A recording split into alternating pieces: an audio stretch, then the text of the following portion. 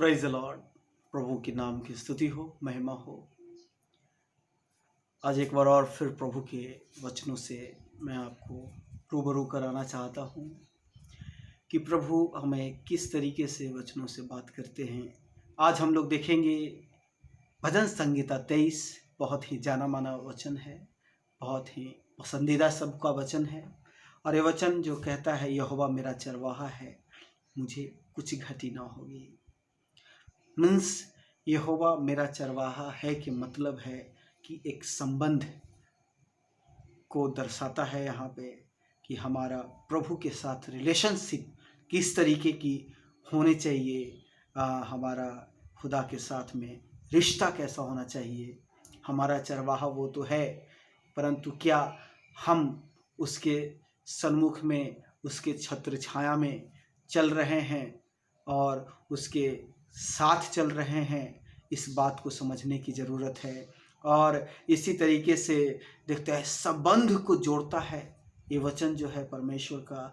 हम कितनी बार संडे और फ्राइडे वाले मसीह बन जाते हैं और हम काफ़ी दिन प्रभु से अलग रहते हैं, परंतु प्रतिदिन day by day, week by week प्रभु के सन्मुख में आने हैं, उसके साथ एक रिलेशनशिप में अपने जीवन को जीने हैं। तो फिर कहता है कि यहोवा मेरा चरवाहा है, मुझे कुछ घटी न होगी। मीन्स कि परमेश्वर जो है हमारा प्रोवाइडर है, परमेश्वर जो है हमारा सप्लायर है। प्रभु जो है एक एक ज़रूरतों को पूरा करता है। परमेश्वर जो है हमें कभी भी भूखे नहीं सोने देता। परमेश्वर जो है अंत तक लगता है अब नहीं होगा, अब नहीं होगा, और उस टाइम में परमेश्वर की ओर से हमें मिलता है और वो ज़रूरतें पूरा होती है और वो एक गवाही के रूप में हो जाता है। प्रभु ने हमारे जीवन में, आपके जीवन में बहुत तेरे ऐसे लोगों के जीवन में प्रभु ने काम किया है। और वो कहते हैं दूसरे वचन में कि वह मुझे हरी हरी चराइयों में ले चलता है। मतलब मानो हमें हरी चराइयों में ले जाने का मतलब ये होता है कि परमेश्वर मुझे आराम देता है। परमेश्वर हमें बहुत ही आराम से पीसफुल हमें परमेश्वर देता है। मतलब हरी हरी चराइयों में ले जाकर हमें बैठाता है, हमें पीसफुल माइंड देता है, हमें पूरे तरीके से आज़ाद कर देता है, स्वतंत्र कर देता है, फ्री कर देता है। और उसके बाद में है जो परमेश्वर का कहता है कि वह मुझे सुखदायी जल के झरने के पास में ले चलता है। मतलब कि मुझे रिफ्रेशमेंट, एक नई ताजगी देता है और हमारे जीवन को अभिषेक करता है।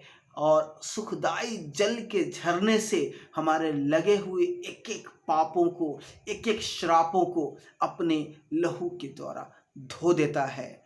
मेरे प्रियो, बहुत ही अद्भुत और बहुत ही कीमती वचने है। इसे अपने जीवन में ग्रहण करें और रखें। और तीसरा पद हम जब पढ़ते हैं तो वो कहता है कि वो मुझे जी में जी ले आता है। मतलब ये है कि वो मुझे चंगाई देता है।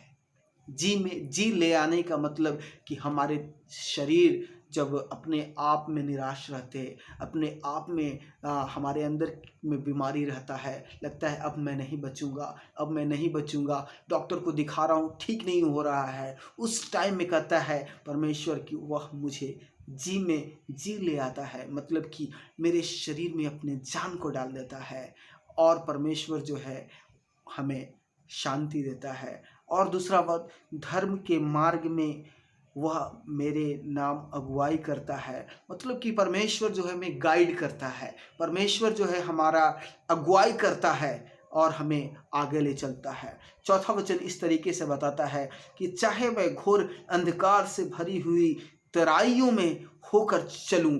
मतलब कि बहुत बार प्रभु में हमें परीक्षाएं आती है, और बहुत बार हम वचन में देखते हैं कि बहुत लोगों के बीच परीक्षाएं आई, यहाँ तक कि यीशु मसीह को भी परीक्षा का सामना करना पड़ा। यहाँ तक कि देखते हैं कि मूसा को भी कितने ज़्यादा परीक्षाओं को सामना करना पड़ा। परीक्षाएं आती है मेरे प्रियो, घोर अंधकार के तराई से भी हम चलते हैं, मतलब कि परीक्षाएं से हमें घबराने की बात नहीं है। और कहते हैं कि जितने महान प्रभु के दास हैं सब लोगों ने इससे पार किया, और बिना डरे हुए, बिना झिझक के परमेश्वर के साथ अपने जीवन को जिया। और परमेश्वर जो है एक एक कहानी से, एक एक उससे शैतानिक बार से बचाया है और आगे विजय की ओर ले गया है। और कहते हैं कि तेरे सोटे और लाठी से मुझे शांति मिलती है। मतलब कि परमेश्वर जो है हमें अनुशासन में रखना चाहता है। परमेश्वर जो है हमें व्यवस्था में रखना चाहता है, अपनी शांति और अपने भरपूरी का जीवन में हमें शांति के साथ रखना चाहता है। इसलिए कभी कभी हमें ताड़ना पड़ती है, हमारे जीवन में कभी कभी कष्टें आती है, और परमेश्वर उन बातों में हमें बहुत चीज़ सिखा जाता है। कितने बार हमारे जीवन में ऐसा होता है कि हम अनबैलेंस हो जाते हैं, जो हमें बोलना ना चाहिए वो बोल बैठते हैं, जो हमें करना ना चाहिए वो हम कर बैठते हैं। परंतु उस टाइम में परमेश्वर जो है कभी कभी हमें सोटे मारने का, कभी कभी लाठी बरसाने का काम करता है, और वो कितने बार हमारे शांति के लिए, हमारे जीवन के शांति में परिवर्तन हो जाता है।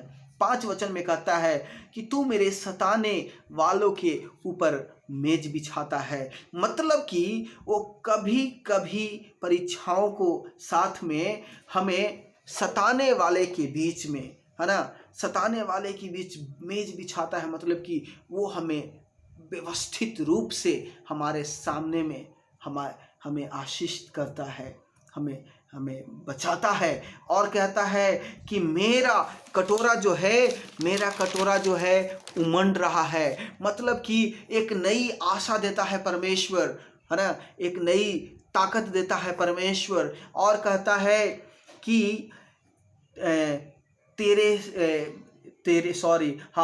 और कहता है कि तूने मेरे सिर पर तेल मला है। मतलब कि वो एक आशा देता है और मुझे अभिषेक करता है। दाऊद राजा को वो राजा के रूप में अभिषेक किया, अब्राहम को विश्वासियों के पिता के रूप में अभिषेक किया। इस तरीके से हमें परमेश्वर जो है आशीष देता है, अभिषेक करता है। और कहता है कि वो अभिषेक का कटोरा जो है हमारे ऊपर उंडेलने का मतलब ये है कि हमें भरपूर का जीवन देता है। वो कहता है, गाने में भी बताता है, भरपूर जीवन तेरे लिए, हम सब के लिए अभिषेक का कटोरा भरता है और हमें भरपूर का जीवन जो है परमेश्वर देता है।